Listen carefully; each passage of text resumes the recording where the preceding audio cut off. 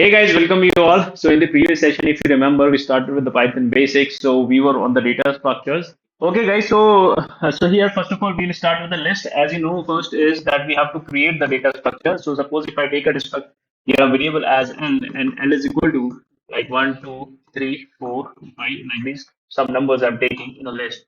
So there are some elements which are inside this data structure list. So this is the creation of the list. So this is one way of creating it, and another way of creating is using a range function.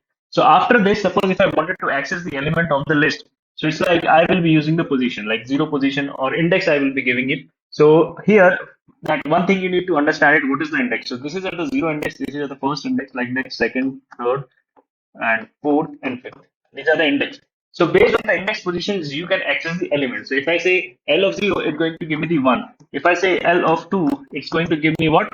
This 3. If I say L of 4, it's going to give you what? This 5.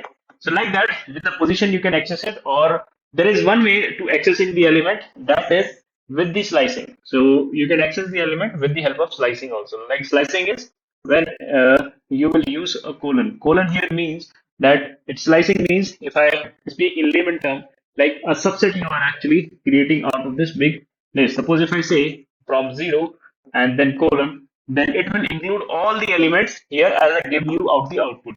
But if I say from zero index till third index, I want the output.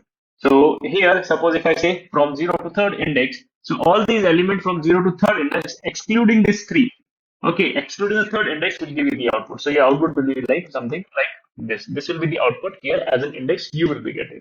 So that is how we are accessing the element of the list. Now comes another important thing, that is to update the elements of the list. So whenever you wanted to update the elements, again with the position you can access, you can update it. Like suppose here if I say at the 0 position I wanted to update it with 100. So my new list will be, when I'll be executing it, it will be like 100, then 2, then 3, then 4 and 5 and 6. That way. So this is one way. With position you can update it, or again with the slicing. Whenever you are updating with the slicing, same number of elements you have to pass it on the right side also. That is how we are creating the list, and that is how we are accessing it and updating it. Okay guys, I hope that you have enjoyed this video and it was informative to you. So in the next video, we're going to see the other data structures. Till then, subscribe, take care, bye bye.